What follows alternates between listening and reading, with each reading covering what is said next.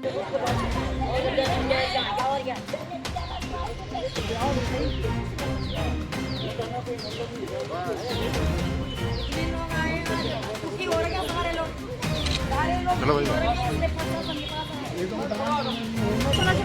चला ही जाता है। तो हम भी ये था कि पड़ोस की है, जान पहचान की, तो नहीं देगी धोखा। पर जब धीरे धीरे तो हमको ये हो गया कि हाँ ये तो हमारे साथ ये भी धोखा ही कर रही है। तो लास्ट में इसने हमारा सारा पैसा उस टाइम से हमें ना घर पे मिलती है ना कहीं वो हमको दिखती है। और जो हम इसके घर जाए बच्चों से बोले कि अपनी मम्मी को ऐसा, तो ये हमें फिर रिटर्न तब करेगी फ़ोन, और वो भी धमकी देने के लिए कि तुमने मेरी बेटी को ऐसा क्यों बोला या मेरे का। मैंने कहा जब आप लोग मिलोगे नहीं तो हम तो बोलेंगे ना, हमारे पैसे हमने पैसे दे रखे, और इसने विश्वास दिलाएगा कि आपके पैसे कहीं नहीं जाएंगे।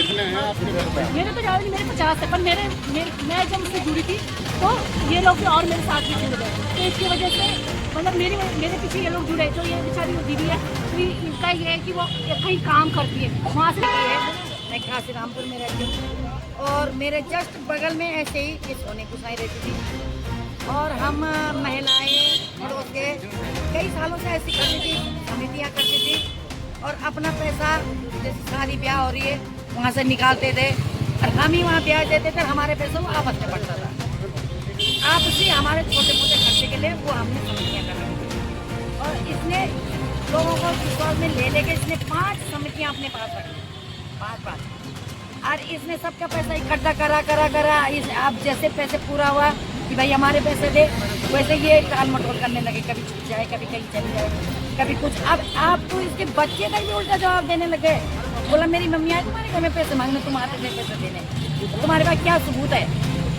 बोला मेरी मम्मी नहीं देगी तो क्या? यहाँ पर जितने भी इकट्ठी हुए हैं, इन्होंने एक समिति के जरिए बोला था, वाइफ ऑफ दीपक सिंह गोसाई, काशीरामपुर तल्ला निवासी, इनके पास एक समिति चलती थी, इसमें वो 2-2 साल के लोगों ने पैसा लगाया अपना, और आज जब बड़ी रकम होने के बाद 2 साल के ऊपर लोग गए हैं तो इन्होंने कह दिया कि मेरे पास कोई पैसा नहीं है, और देने से इनकार कर दिया, और बोला है कि तुम जिसके पास मर्जी चले जाओ, मेरे पास कोई पैसा नहीं है तुम्हारा।